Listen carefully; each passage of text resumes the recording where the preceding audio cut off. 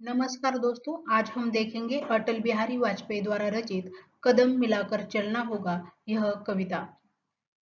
यह कविता अटल बिहारी वाजपेयी जी की एक प्रेरणादायक कविता है, जो जीवन की चुनौतियों का सामना करते हुए सामूहिकता और अटूट संकल्प के साथ आगे बढ़ने का हम सभी को आह्वान करती है। प्रस्तुत कविता में वाजपेयी जी जीवन पथ पर आने वाली विभिन्न बाधाओं और परिस्थितियों का वर्णन करते हुए कहते हैं कि चाहे कितनी भी भयंकर चुनौतियां क्यों न आए, हमें हंसते हंसते अपने हाथों में आग लगाकर उन कष्टों का सामना करना होगा। अर्थात यह भाव अदम्य साहस और बलिदान की भावना को दर्शाता है। कवि सुख दुख, तूफानों, बलिदानों, उद्यानों और वीरानों जैसी हर परिस्थिति में, यहाँ तक कि अपमान और सम्मान में भी मस्तक ऊंचा रखकर और सीना फुलाकर पीड़ाओं को सहने की बात करते हैं। इसका अर्थ है कि हमें हर हाल में अपनी गरिमा और आत्मविश्वास बनाए रखना चाहिए। कवि कहते हैं कि जीवन के हर पहलू में, चाहे वह प्रकाश हो या अंधकार, कलह हो या प्रेम, जीत हो या हार, हमें अपने सैकड़ों आकर्षक अरमानों को भी त्यागना पड़ सकता है।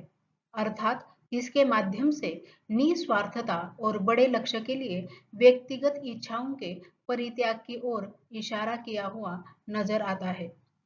ध्येय पर निरंतर प्रगति का महत्व बताते हुए कवि कहते हैं कि चाहे हमें सफलता मिले या असफलता, हमें समान भाव से स्वीकार करना चाहिए। सब कुछ न्योछावर करके भी कुछ न मांगने की भावना, यानी स्वयं घुल मिलकर दूसरों को सींचना होगा। यह व्यक्ति के निस्वार्थ सेवा और समर्पण का प्रतीक है। प्रस्तुत कविता मनुष्यों को जीवन की हर विषम परिस्थिति में हार न मानने और अटल रहने की प्रेरणा देती है। यह बताती है कि चुनौतियों से घबराने के बजाय उनका डटकर सामना करना चाहिए।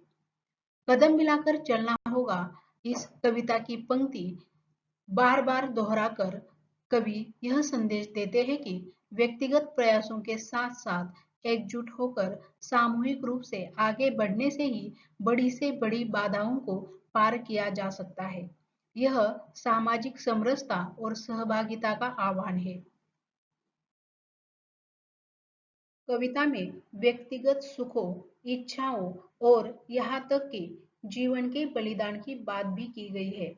इसका उद्देश्य बड़े लक्ष्यों की प्राप्ति के लिए निस्वार्थ भाव से कार्य करने और आवश्यकता पड़ने पर त्याग करने की भावना को जागृत करता है। यह कविता सुख दुख, जीत हार, सम्मान अपमान जैसी द्वंद्वात्मक परिस्थितियों में भी समान भाव और सकारात्मक दृष्टिकोण बनाए रखने की शिक्षा देती है। अंत में कवि जीवन को कांटों से सज्जित बताते हैं, जो कठिनाइयों से भरा है।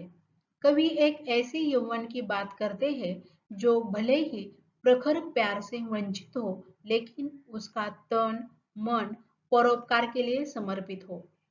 जीवन को सौ सौ आहुतियों में जलने और स्वयं को मलने की बात कहकर निरंतर त्याग, तपस्या और आत्मोत्सर्ग की भावना पर जोर देते हुए कवि कहते हैं कि इन सभी परिस्थितियों में हमें कदम मिलाकर चलना होगा, यानी एकता, सामूहिकता और सहयोग के साथ आगे बढ़ना होगा। प्रस्तुत कविता पर अनेक प्रकार के प्रश्न आ सकते हैं। उनमें से कुछ प्रश्नों का संदर्भ यहाँ पर दिया गया है। प्रथम प्रश्न है, कविता में कवि ने सामूहिक चेतना और एकता के महत्व को किस प्रकार व्यक्त किया है। दूसरा प्रश्न है, कदम मिलाकर चलना होगा कविता का संदेश स्पष्ट कीजिए। तीसरा प्रश्न है, कविता में राष्ट्र निर्माण की भावना किस प्रकार अभिव्यक्त हुई है। चौथा प्रश्न है, कवि ने निराशा के स्थान पर आशा और कर्म को क्यों महत्वपूर्ण माना है।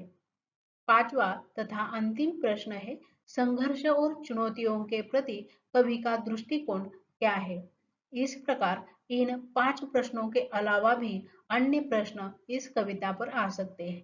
लेकिन यदि हम इन 5 प्रश्नों को केंद्र में रखकर तैयारी करें तो किसी भी प्रकार के प्रश्न का उत्तर हम आसानी से लिख सकते हैं।